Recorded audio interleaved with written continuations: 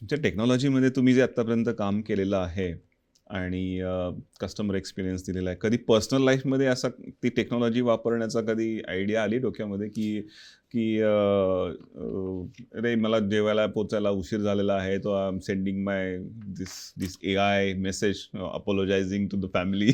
अरे हो, अरे मी आहे ना टेक गीक आहे ना.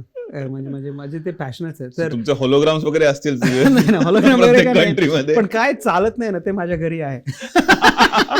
So you can fix them. हो, बरोबर. कारण मग मी डिनरला गेलो काल माझ्या फॅमिली बरोबर. तुझ्या घरी बेल पण बरोबर चालत नाही ना.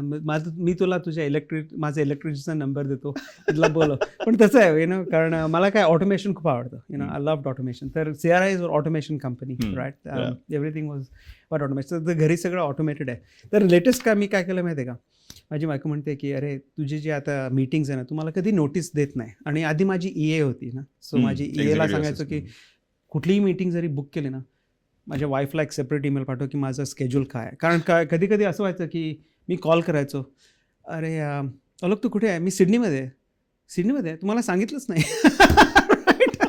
अरे नाही सांगितलं. अरे मला वाटतं मी तुला सांगितलं.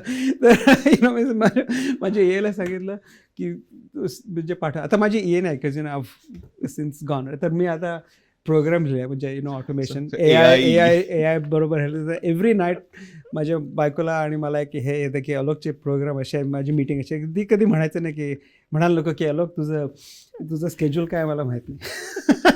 So that is the weirdest thing you've probably done for your business nowadays. आमच्याकडे पण मराठी लोकांमध्ये AI असतेच.